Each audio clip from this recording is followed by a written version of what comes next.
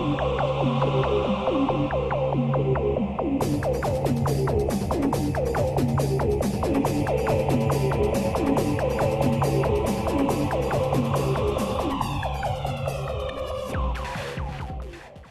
my name is Eric Johnson, and today I'm going to take you around Valve. And this is our lobby that we're in now. Kind of the central piece in the lobby is this Valve, who Gabe's brother actually bought for him as a gift when we shipped Half-Life 1. Over in here we have some of the different retail boxes of products that we've shipped and some of our partners that we've shipped on Steam. There's this custom case that actually a fan was building during Half-Life 2 that we just found on a custom case message board, and so we offered to buy it from them. So that's like kind of the public terminal for people to use the internet. Here's some of the oldest kind of things that we have around the office, and you'll see these scattered around, are some clay molds that we had done for some concept work on Half-Life 1. These handles and a few other things were parts of the original E3 Half-Life 2 booth that we had stripped down, so they had crowbars and lambdas all over the place. This is the crowbar that Sierra gave us when we shipped Half-Life 1. And these were gifts from EA when we shipped Left 4 Dead and Left 4 Dead 2. They're empty.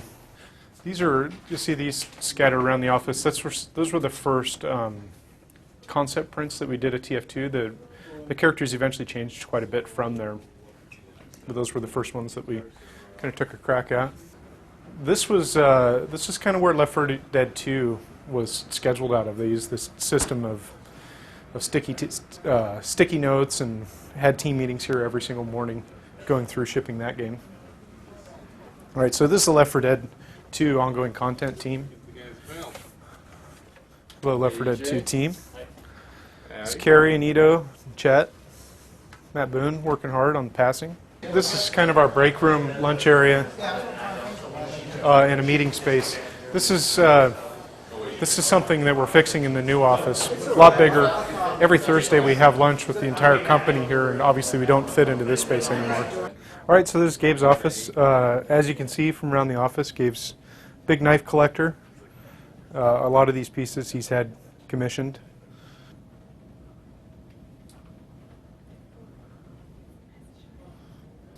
This was a contest to make a bread slicer, believe it or not. This is a set of pictures that Gabe had done of his knife collection. So we had an artist come in, he laid out all his knives on the conference room table, and then had all these taken against different backgrounds.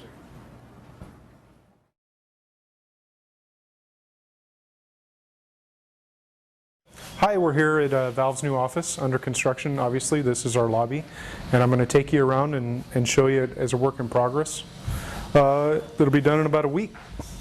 So this is the main lobby that you walk in. This is the kind of the public lobby area. The receptionist desk will be there. There'll be some seating there, and the valve is going to go right about here. And then that glass wall is where we're going to put that sign there. And this is the big meeting space for the game teams here. So not the big public conference room, but kind of the more private one where the whole team can fit in. We put this big stair in that will eventually go through all 5 floors so that people can kind of move in and out. And this is, below us here is the big lunchroom. So it's kind of the hub of the company. This is kind of the main corridor, and this goes all the way around the core of the building.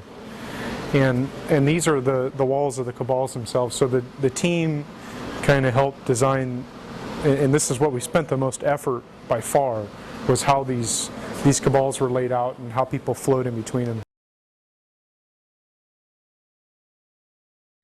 I'm Doug Lombardi, VP of Marketing. Eric Johnson gave you guys a tour of this place while it was under construction, and now we're going to take a look at it now that it's all done and we've moved in. So let's go ahead and take a look.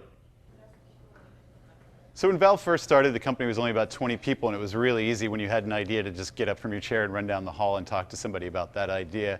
Now that the company's gotten to be over 200 people, we're all spread out on multiple floors. So we wanted to make sure that we sort of were able to maintain that run down the hall feel.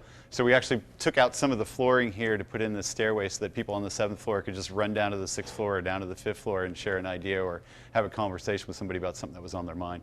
All right, so we're inside the IT room here at Valve, sort of the backbone of our network where everything comes together. Bad pun. This is one of the biggest parts of our new space and one of the biggest changes. Everybody was crammed into one tiny room before. Now we have a dedicated area here for everybody to spread out.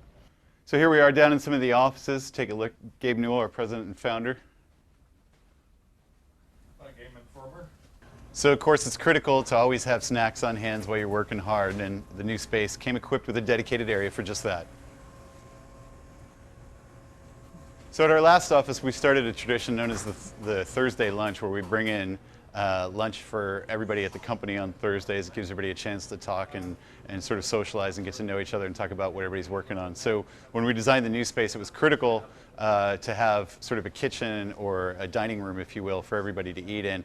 And given the size of the company now, we had to sort of put together a really huge dedicated area for this. So this is the kitchen area, and we got room for all 225 people here at Valve now. So one of the things we really tried to do with the new space was to create really complementary workspaces to the teams and allow them to actually do some of the design work in terms of how their workspace was laid out. So right now we're going to go in and take a look at the Portal 2's new workspace, their Cabal, if you will.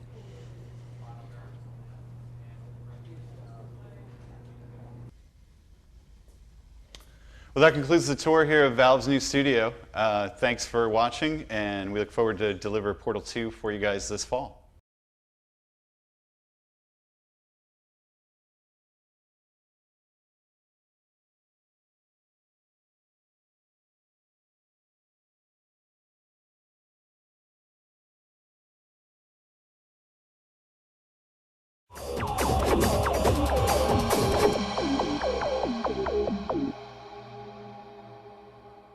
My name is Joshua Wire. I'm one of the leads for Portal 2.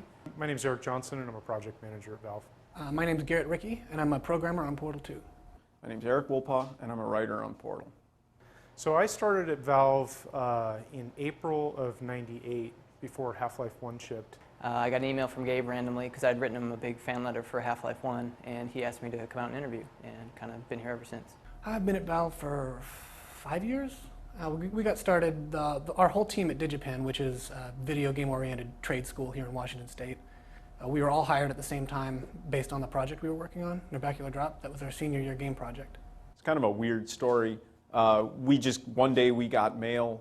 We were each living in different states, and we got mail from Gabe saying, do you want to come down and interview at Valve for a job? And we were on a plane the next day after having had no idea that we might be working at Valve anytime in the near future.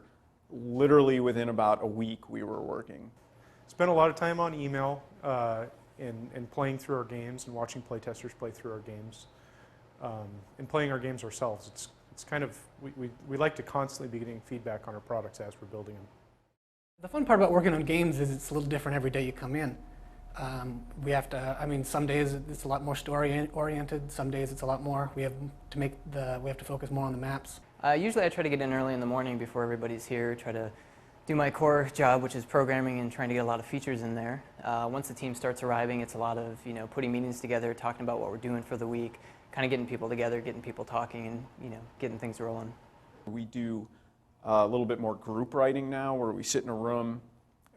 We learned this from a Deadwood DVD. Apparently that's how they write Deadwood. They sit with David Milch in a room and everybody stares at a monitor and David Milch types and people scream out lines, and so that's kind of what we do now. I like puzzle games a lot. The big high production value AAA titles are fun. They're always fun, but at the end of the day it's about the core mechanics, and you don't need a lot of production value to make a really good game. We bounce around a lot. One of the things we do is we play most of the games that are partnership on Steam. So Bioshock 2 is something that we've been playing a lot of lately. Lately I've been playing a lot of Demon's Souls, which is really strange because I hated that game. And then a lot of people at the office convinced me it was great, and I kept with it, and I think I came to terms with it, and now I try to play it whenever my wife will let me. So that's the one I played a bunch of lately. Oh, Josh, yeah, we went through, all three of us, Garrett too. We went through like a 3-month Demon's Souls phase. Love Demon's Souls. Man, we love Demon's Souls. Josh hated it at first, and Garrett and I liked it at first, but then Josh got on board. So Demon's Souls, I'd have to say, yeah, that's probably the game I got the most play out of in the last 2 years is Demon's Souls. The Nintendo system came out when I was 6 years old, so I remember that hit, and I was just done ever since that point. Like, I played Mario, I played all those old games.